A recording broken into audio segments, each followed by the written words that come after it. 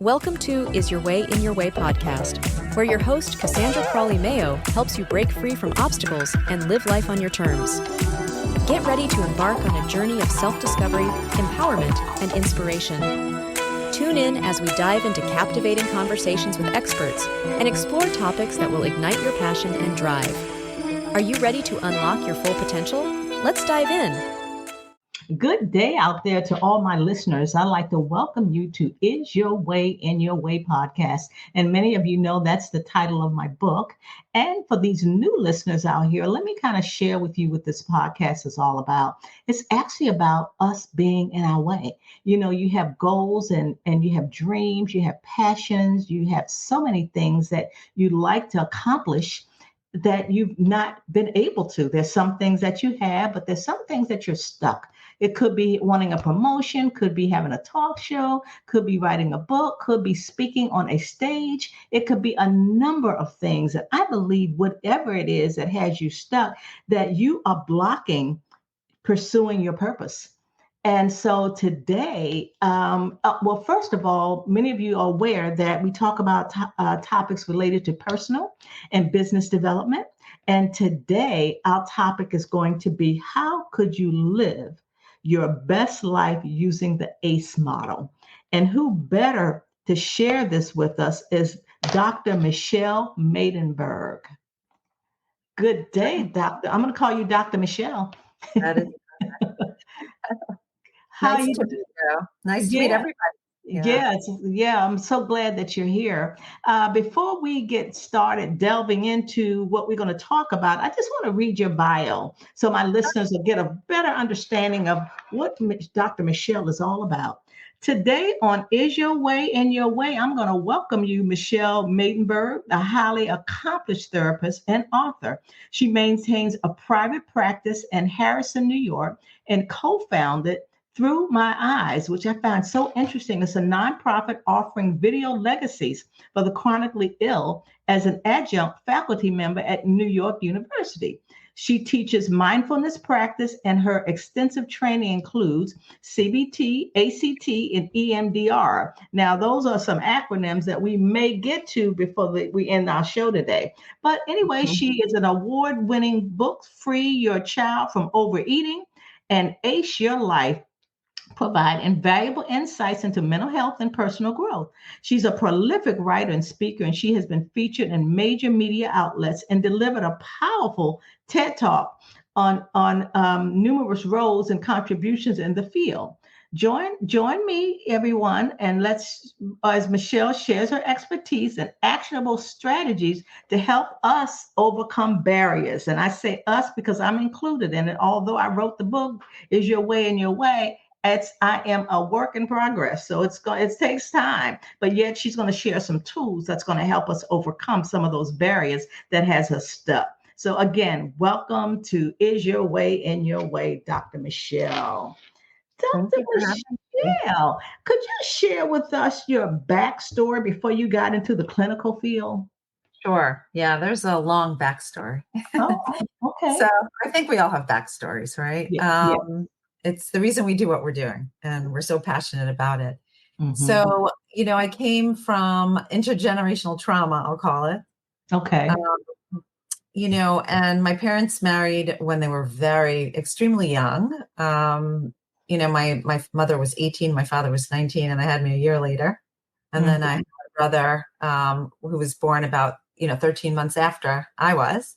But, they divorced when I was 3, which is, fairly young. And, fast forward, I went to 5 different elementary schools. I was constantly back and forth. There was a lot of turbulence, let's call it, and instability. There was also some, substance use and abuse, I would call it, over the years, my family. And, a lot, like I said, a lot of instability. And I felt like an old soul, if you want to call it. I had the wherewithal and the understanding that like something wasn't quite right. But I did feel very alone. I did feel very isolated in my thoughts and feelings. I didn't really feel attended to or heard. And it really led me to be a healer, quite honestly. I found myself in that role. I found myself always in that role, listening to people, helping people, guiding people. I naturally, and I'm an empath by nature. So I feel feelings on a really intense level. And Mm, when somebody goes through an experience, I feel as if I'm going through it myself. That's how mm, intensely I feel feelings. So mhm. I was in tune with that since I was really young. And like I said, I felt like an old soul, like I almost was observing the world and saying, like, something's not right here. What's going on? Right. I remember when I was little, I remember really being little, I remember hugging my teddy bear and saying, like, this too shall pass, Yes. and I'm going to have my own life. So I remember really tapping into my resilience when I was really young. Mm-hmm. And I remember having the wherewithal with recognizing that things will be different for me in the future. Mm. So, and I was also very resourceful. That was the other thing. Yeah. I always gravitated towards older women, and I always had mentors and people who took an interest in me and paid attention to me. And, that was really important. It made me feel understood. It made me feel loved. It made me feel likable, all those lovely things. Mm. Contributed to my self-confidence for sure. Right. That's very interesting because I felt the same way in many instances, being that old soul and being attracted to older women. So it's just great to connect with someone that felt the same Yeah. way. So I really, really get it. And Yeah. and you already answered the question. I was curious to what triggered you to do this work, but now I see, because a lot of our past has to do with our future, and I always say, from pain to purpose. We can actually use those what I call testimonies, to be a blessing and to help other people in Mhm. the world. So that's how I see you, and I think that's great, because we're going to talk about. And I Mhm. hear you an expert in emotional avoidance. And we Yes. all have emotions, and I think a lot of the emotions that we have, it enables us to get in our way. So this is just a great opportunity for you to let's talk about this. And I'm certain that you're going to provide some practical tips to help us all get out of our way and start pursuing our purpose. How does one define emotional avoidance? So, our brains are wired to protect us from danger and discomfort. And Hmm. it's literally wired that way, our neurophysiology. Hmm. And, keep in mind when I say danger, it's perceived danger. Okay. Okay. So I'll give you an example because I just had somebody leave my office Okay. and she's getting ready to have a procedure. And it has, to do with fertility and other things. Hmm. And, you know, she has to do a couple of rounds of this particular procedure. Right. Hmm. And, this last time she did it, and she has to go through a couple of more rounds. Right. But the last time she did it, and she's again, a lot of what helps her to feel very grounded and present is when she gets heard and she gets her needs met, because being in control and having control over her body is really Hmm. important to her Yeah. because of her own history. Sure. So this last procedure that she had, they basically did something without her consent when she made it very explicitly clear to them what she wanted. Right. And so she's having a lot of anxiety, which you could imagine, and Sure. residual resistance, right? Right. Because of fear of it happening again, even though she did assert herself. It's not as if she didn't assert herself. She did. She actually Yeah. did. But her Mhm. needs were still not met. So now she's going into these additional procedures with a lot of trepidation, which Yeah. is completely understandable. Yeah. So when we were doing a little bit of, what I call a float back, what it really kind of hit up against was when she was a kid, she was constantly forced to do things she didn't want to do. Mhm. She had Mhm. memories of places that she was forced to go to, things she needed to participate in as a kid that her Yeah. parents forced her to.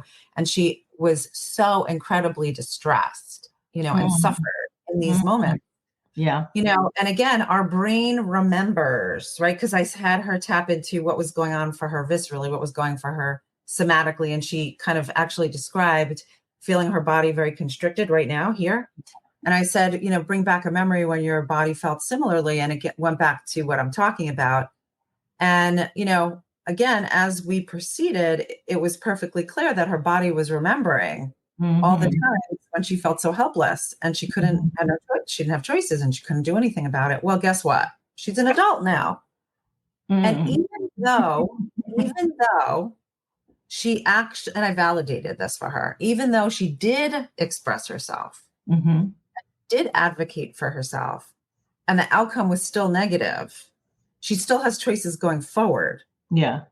right? Whether Mhm. it's, I said, what choices do you have? And she said, well, I could micromanage the doctor. She happens to be in the medical profession herself. So she's Mhm. aware Sure. procedurally what needs to happen. She's like, I could micromanage, the doctor. And I was like, okay, that's a choice. She said I could go to another place to get the Mhm. procedure done. I mean, there's options. Yeah. Why? She's not that kid. Right.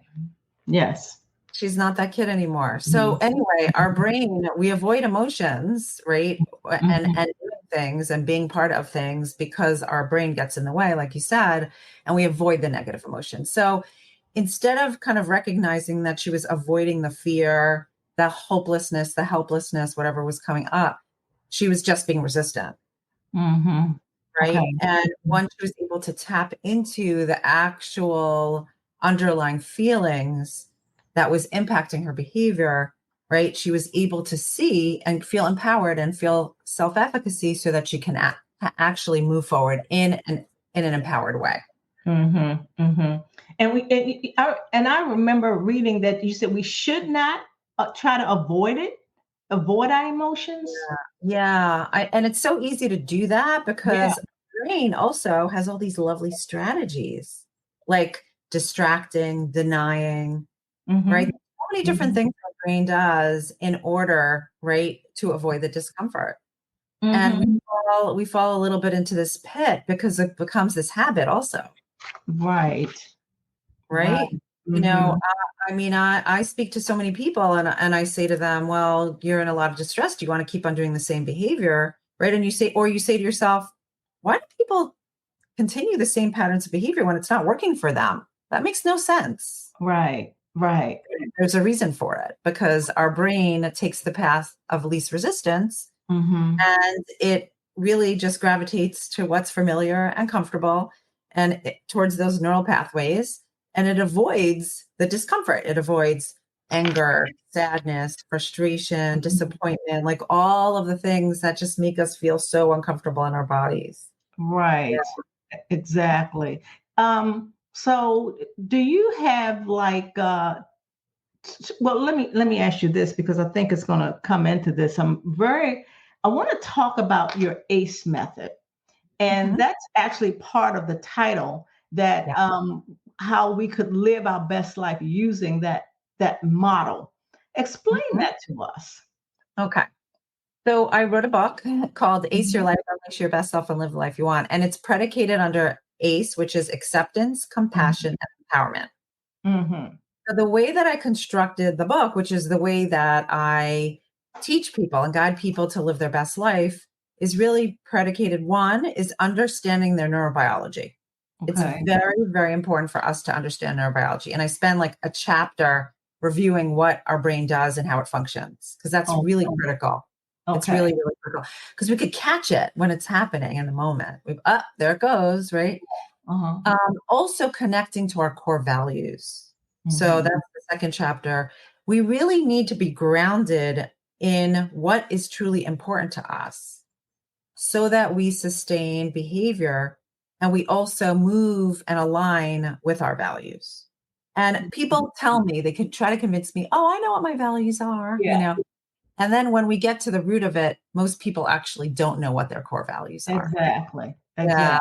Mhm. And then, the acceptance, compassion, empowerment, again, that sounds very flowery and people are like, oh, how am I supposed to do that? But I do spend a lot of time in each parts of the first parts of each chapters talking about the barriers Mhm. because I cannot stress how many barriers there are in terms of our being our best self. There are Mm. barriers social culturally, based on again, our race, religion, how we were raised, our genetics, our physiology, and I could go on and on and on. Yeah. Yeah. There are Mm-hmm. so many barriers that get in the way of us really noticing ourselves, of us having self-compassion and empowering ourselves to actually take action on behalf of our values. Mm. So there is barriers to acceptance, there's barriers to compassion, there's barriers to empowerment. We really need to know what they are so we can actually call ourselves out on it. And Right. then how to integrate the skills. And then I end each chapter with a guided meditation Mm. with a QR scan, which you could, download and integrate the information. But there are skills all along the way. The nice thing about it, I feel, is that you could kind of weave in and out of kind of the skills. So Mm-hmm. some people have a little bit more challenge with self-compassion than they do with self-acceptance, Mm. Some people, and again, along our path, depending on what adversity we're going through, right, or Yeah. challenge, Yeah. and even in terms of our maturity and our development, Yeah. things are always changing. So, just another example, like, listen, the time that we struggle socially, let's say, or to kind of find ourselves is usually about middle school, I would say. Mm-hmm. When I ask people, like, would you ever want to go back to middle school? They're like, no way. Yeah. you Mm-hmm. know, right? Mm-hmm. Because socially, like, you kind of wanted to be like everybody else, but you wanted to be, like nobody else. And you just feel so insecure and uncomfortable trying to really weave yourself in and out of your own, like, confidence. But I feel like, and this happened to me just the other week where I had to really sit down and think about what's important to me and how I want to be spending my time, because right Mm-hmm. now my time is so precious and it's so limited Yeah. that, my relationships, I believe in putting in a lot of effort into my relationships, the ones Mm-hmm. that are formative and important to me, Right. but I don't have the time to put it into all relationships. I just don't. Right. So I Mm-hmm. have to be selective and I have to be very cognizant of really where I want to put my attention and effort and time.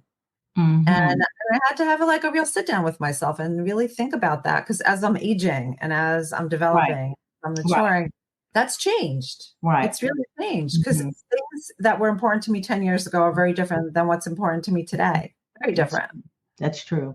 Yeah. You talked about core values and how a lot of people don't know what they are. Why do you think that is?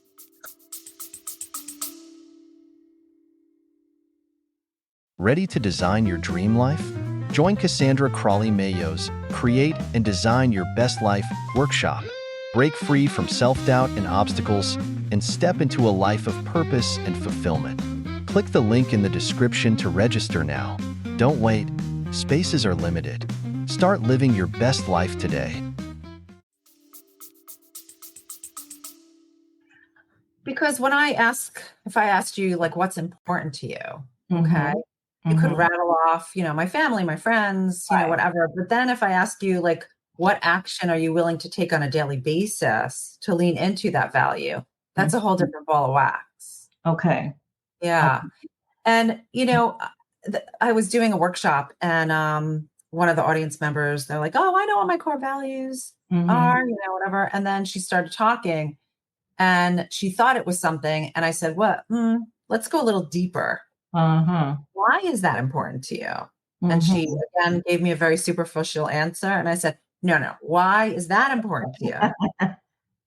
And when it came down to it, what it came down to was her dignity and self-respect. But Okay. she wasn't thinking about it that way. She was Sure. thinking about something she needs to do, in order to feel happy, and I was like, but that's not really what it is. Right. Because once you do that thing, then what? Then what happens?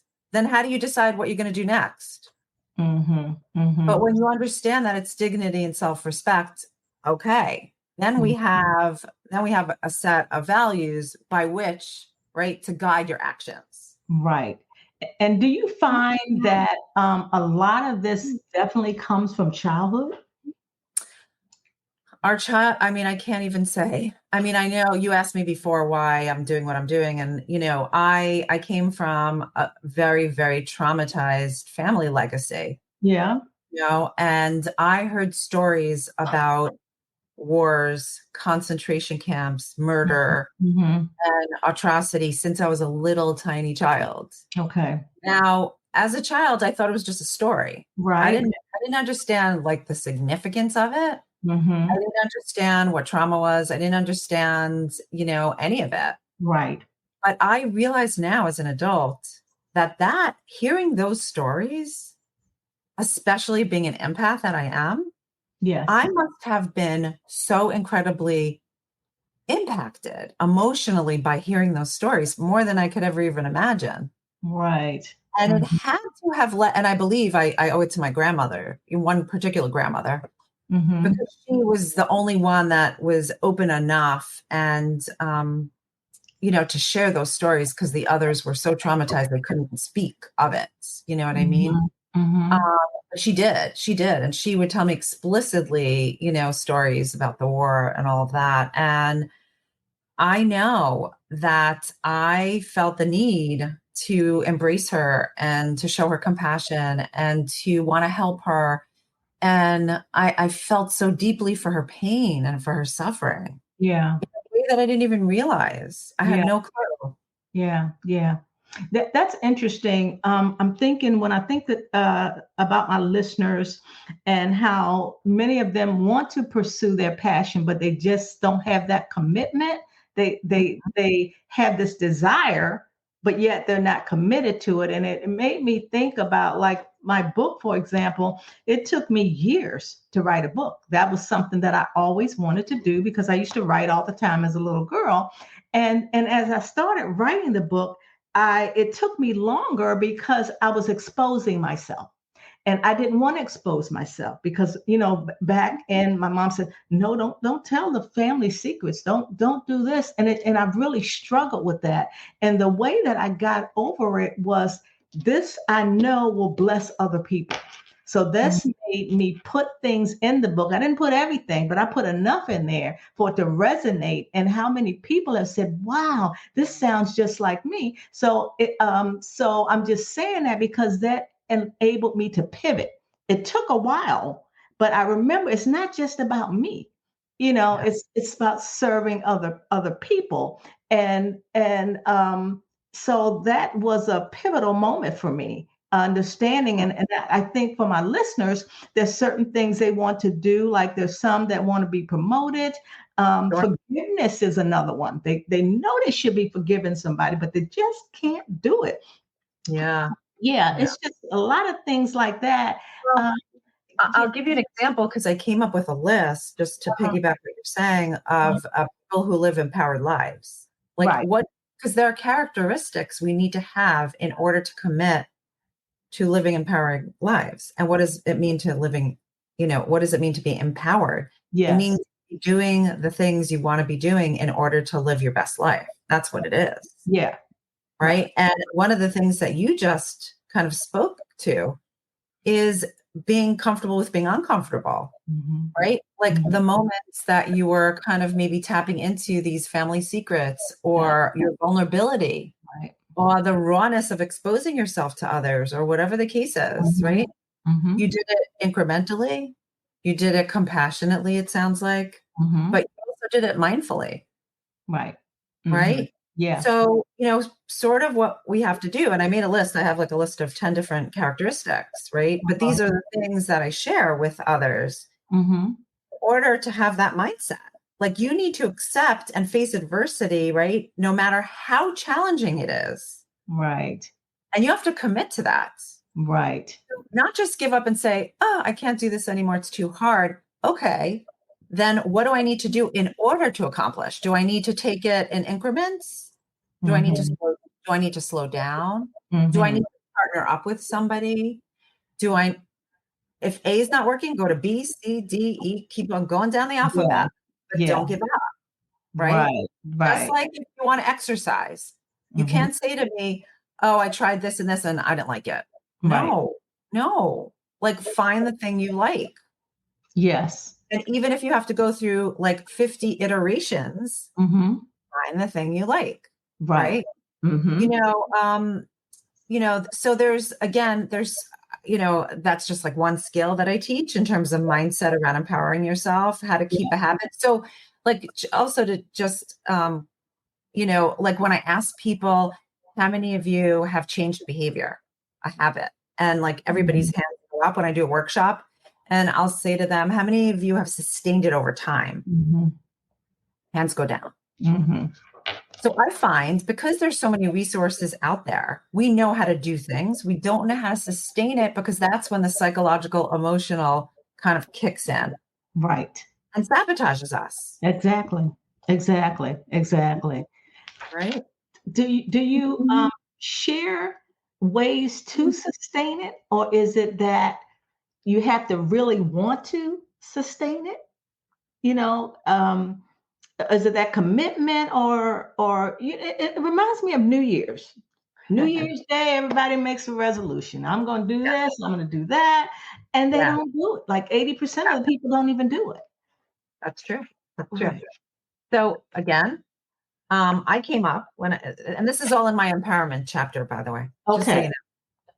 Because this is about like this, kind of the behavior sticking. But I'll show you a piece of paper because I have it just in front of me. Sure. Like I came up with like this list on what you need to do to work on habits. Okay. And there's all like, if you see here, right, there's 3, 1, 2, 3, 4, 5, 6, there's 18 different little tidbits I give on how to sustain this kind of habit. Right. It's not, like we'd like to believe, oh, I want to change my habit. Poof, Yeah. it's going to just happen. No, it doesn't work that way. Right. Like if that were the case, everyone would be doing it. Right. And not everyone's doing it because it's hard work. Now, I don't know about you, but anything that I really wanted in life that was important to me, I had to put a lot of time, effort, and persistence into. Right. I don't care if it was my education, my parenting, my relationships, whatever it is. Nothing comes just because. Haphazardly. So, I literally listed here 18 different things that one needs to be doing in order to create habits and to sustain habits. And that's in your book. Yeah, all of these things. Again, I have so many skills. Okay. Yeah, it's a chock full. Right. There's so many different ways to cultivate it significantly. Yeah. Okay. We could talk. I could talk to you for hours, but in your profession, people talk to you for hours. So, but I have one last question that I think this could help my listeners. Sure. Any practical tips for my listeners on tangible strategies and skills they can use every day? The whole book is about strategies you could use every day. Okay. I'll just give one because, the one that sticks out for me right now, there's all this hype about mindfulness and meditative practice and all lovely stuff. And I actually, I have a YouTube channel and I publish a new guided meditation every Thursday morning at 11 a.m. Okay. Eastern time. Because I am a big proponent of mindfulness practice. And I also teach a mindfulness practice class at NYU.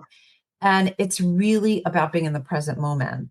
Our minds are chronically and consistently in the past where there's regret and guilt and shame, or in the future, which is worry.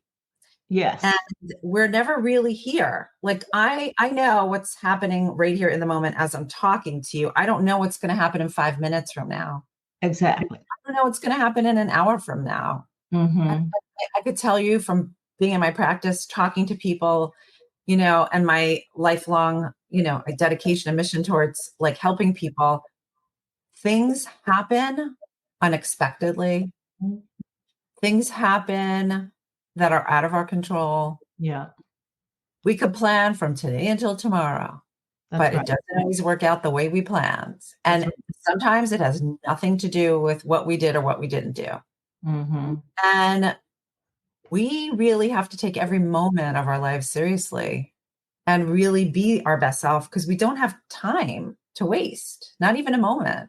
I mean, I was just talking to somebody because I see sometimes people are like, oh, I'm going to travel. I'm going to do this, when I'm so-and-so age. And I can't tell you, and it's sad to say this, I've had in my practice a number of people who've waited and then it never happened because their partner got sick or they were injured or even worse than that, you could imagine. Right. Exactly. That's right. And I sit there and I'm not saying that, like live each moment, yes, leave each moment as your last, but you also have to be kind of mindful about, like, again, finances and other things that are important in life, right? You have to think about your future.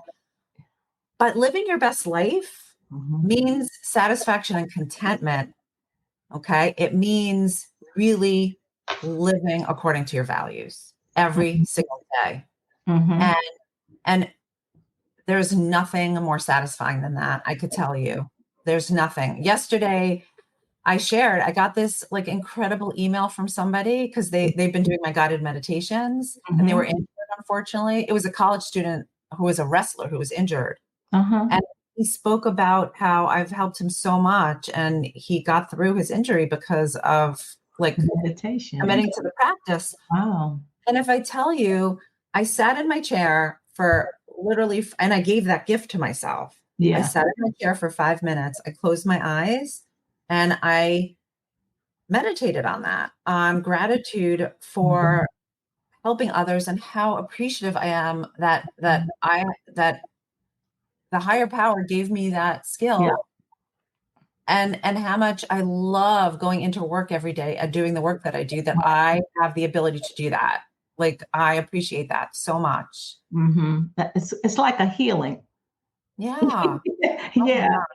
Not the boast, but just a healing. They're helping you heal. Yeah. I'd like to know how, please share with my listeners how they could get in touch with you. Sure. So I'm going to just show my book, which is that. It's Ace Your Life, Unleash Your Best Self. And it's my colors, so I love it. The best place is my website. It's my full name. It's Michelle with 2 L's, Maidenberg, Maidenberg.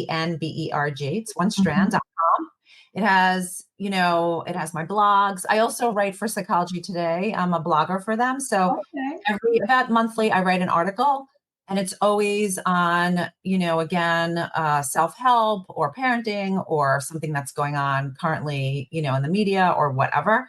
But so people, and they usually have a lot of tips and skills also in them. So on my website has all the information about me. Okay. Well, I have enjoyed this conversation, and to me, it's just too short, but that's how it is. And I see you as a member of my tribe because that's my passion, is to empower individuals to start living their best life, because there's so many people that have gone on their way. They just have so many regrets, and I just don't want them to have those regrets. Yeah. I agree. I'm with you on that. Yeah. We are simpatico. Exactly. So thanks again, my listeners. As I say bye for now, and I'd like to thank Dr. Michelle for her support with this issue. And please subscribe to this channel. And if there's this particular episode that has really resonated with you, please share it with that individual. Thanks so much. Bye for now. And thank you, Dr. Michelle. Bye for now. Hey, thanks for listening. If you've been enjoying our empowering conversations, make sure you don't miss out on future episodes of Is Your Way in Your Way podcast. Stay in the loop with all the latest episodes. Join our mailing list over at CassandraCrawley.com. And before you go, hit that like button, share with your friends, and subscribe now. Until next time, let's get ready to live your best life.